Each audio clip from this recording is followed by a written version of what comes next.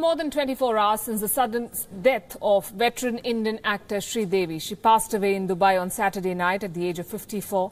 Now, fresh details are emerging about her death that are raising more questions than answers. The autopsy report, which has been accessed by WION, says the cause of the death is accidental drowning. Interestingly, the report makes no mention of Sridevi having had a cardiac arrest, which was initially suspected to be the cause of her untimely demise. Now, according to local media reports in Dubai, under the influence of alcohol, Sridevi fell into a hotel room bathtub and accidentally drowned. Traces of alcohol have definitely been found in her blood report.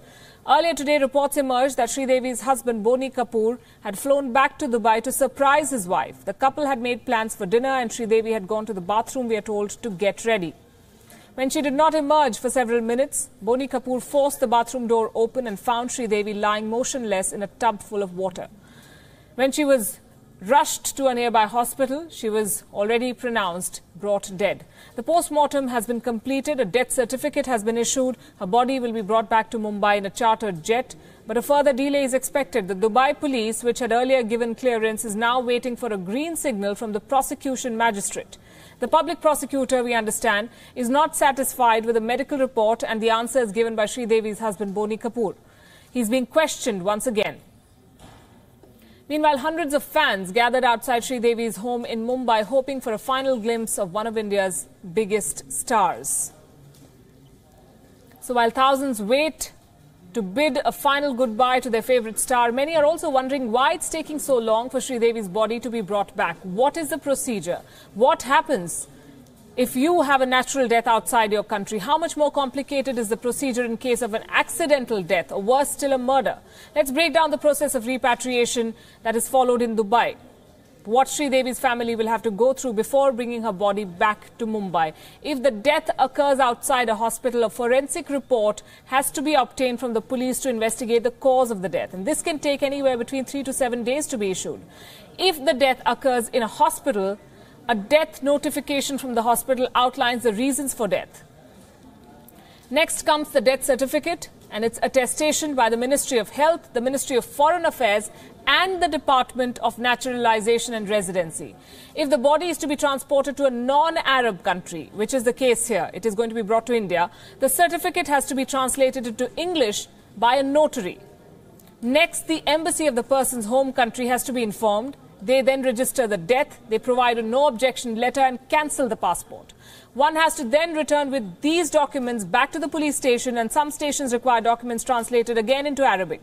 The police then issues 3 letters for releasing the body from hospital, embalming the body and transporting the body to the airport. The 3 letters issued by the police have to then be handed over to the medical fitness center, which verifies the documents, checks if the body has any infectious diseases. If the test is positive, meaning if there are infectious diseases, this body cannot be embalmed in Dubai. If the test is negative, the body is released from the police or hospital mortuary and taken for embalming. All these documents, plus 7 photocopies, have to be submitted to the cargo village and airlines for repatriation. The coffin is labelled as human remains and scanned at the airport. Human remains do not have to be accompanied by a living person. If one chooses to accompany the body, a ticket, of course, has to be booked. When the body reaches the home country, one has to arrange for it to be received.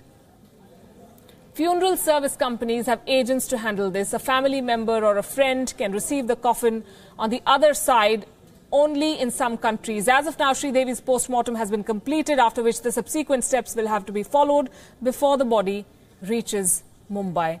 It is a fairly lengthy procedure, adding to the trauma of a family that has lost a loved one. The reason for Sridevi's death has come as such a shock to her fans. Now, India might face fresh security concerns. According to a report, China is planning to build a joint ocean observatory station in the Maldives. An observation station, rather, a move which has the potential to trigger fresh alarm in New Delhi. The observatory will be located in the westernmost atoll of the Maldives, and since that is part of the Maldivian archipelago that is closest to India, it will give the Chinese a vantage point on the crossroads of shipping routes to observe India. For China, the Maldives is of great geopolitical importance. Male, remember, is part of China's One Belt, One Road initiative, or OBOR, and under dictatorial President Abdullah Yameen, Beijing has received plenty of support and approval for its ambitions in the Indian Ocean, including an entire atoll which reports say has plunged the Maldives into a debt crisis. Closer home, tensions are high in Jammu and Kashmir as Pakistani troops continue to violate the ceasefire from across the border. Tensions escalated over the weekend, especially when residents living near the line of control had to flee their homes. After an announcement from across the border, they were from the Pakistani troops asking the people of India living along the border to leave their homes. Nearly 1,000 villagers have now fled to Uri. The evacuation began last Thursday. In fact, the Indian and Pakistani troops have been exchanging heavy artillery fire over the weekend, and these armies exchanged heavy fire for the first time since 2003. This heavy fire, in fact, the shelling reportedly began from the Pakistani side on Saturday at around 11:30 a.m. Several houses in 3 border villages along the line of control were damaged. Indian troops retaliated with force, and this was the first time since 2013 that artillery fire was heard in the Uri sector. But there has been regular exchange of fire and mortar between the two sides in the last week.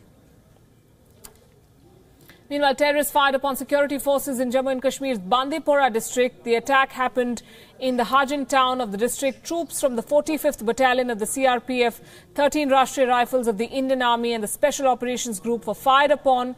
There were no casualties. Security forces launched a cordon and search operation then. The attack comes a day after 2 policemen were killed in the state in 2 separate attacks. 1 constable was killed after terrorists fired at a guard post in Srinagar, while another policeman was killed in an attack in the Budgam district. The biggest casualty of these tensions at the border have, of course, been civilians. The cross-border firing has hit a population of more than 4 lakh people who live in around 400 villages. There are more than 100 schools in this area. More than 6 lakh troops have been deployed across Jammu and Kashmir. But in the last year alone, casualty numbers have dramatically gone up. The Indian forces have lost many brave men in Jammu and Kashmir. 16 security personnel have been martyred in just 2 months, just the 2 months of this new year. And 75 security personnel were martyred in the state last year. In February 2015, the then Jammu and Kashmir government, headed by the late PDP leader Mufti Mohammad Saeed, had sent a proposal for setting up more than 20,000 bunkers to protect families along the line of control. But a number of villages still do not have any way to defend themselves against cross-border fire. And ceasefire violations along the LOC have become almost routine. Rarely a day passes by when there's no unprovoked firing from the Pakistani side on Indian positions. The Indian side too has been retaliating in full measure. WION's Raghavendra Rao travelled right up to the line of control in Jammu and Kashmir last year to see firsthand what the LOC is and how challenging is it to guard it. The year 2017 witnessed an unprecedented spike in the number of ceasefire violations by Pakistan along the line of control. The ceasefire understanding reached between India and Pakistan in 2003 was violated more than 700 times last year. WION travelled to the line of control in Tangdhar in Kashmir to find out exactly what it means for the soldiers of the Indian Army to guard what has become the de facto border over the years. At a forward post just meters away from the LOC, we found ourselves facing a mountain which falls in what is called enemy territory here. In front of us was territory in Pakistan-occupied Kashmir. At the highest point on this mountain was located a Pakistani military post looking over the entire area. Several Indian posts were in close vicinity. What you see behind me is a Pakistani post right on top of that hill. There are multiple locations all along the line of control where either the enemy or our own troops are occupying dominating heights. Intermittent firing from the other side is routine here and is responded to appropriately each time it happens. Also dotting the area are Indian posts where soldiers maintain a 24-hour vigil to maintain the sanctity of the LOC. Indian Army soldiers are on a constant vigil here. The enemy is watching them all the time, and so are the Indians, their enemy. यहाँ पे जो आपका duty है वो क्या है, आपका काम क्या है यहाँ पे? हमारी ड्यूटी है कि हमें अपना एरिया ऑफ रिस्पॉन्सिबिलिटी दिया गया है, जिसके अंदर हमें इन्फिल्ट्रेशन रोकना है और अपनी ड्यूटी अलर्टनेस से देनी है। अच्छा, तो इन्फिल्ट्रेशन का यहाँ पे कितना कोशिश होता रहता है? ये मतलब पीओके है जो मिलिटेंट्सों से भरा हुआ है, तो इन्फिल्ट्रेशन के चांसेस ज़्यादा रहते हैं। हाँ। फिर भी हम अपनी ड्यूटी अलर्ट देते हैं ताकि उसको रोक सकें। अच्छा, तो आपका जो ड्यूटी होता है, एक बार में आप कितने घंटे यहाँ पे ड्यूटी देते हो? एक बार में हम यहाँ 3 घंटे रहते हैं, ड्यूटी रोटेशन में होता है। 3 घंटे के बाद हम चेंज होते हैं और फिर दूसरे बंदे आकर के ड्यूटी अपना देते हैं। The greatest challenge for Indian soldiers is to prevent terrorists from sneaking into Indian territory. To ensure that, Indian Army troops are on guard round the clock. Most of the ceasefire violations that emanate from the Pakistan side are meant to provide cover to terrorists infiltrating into India.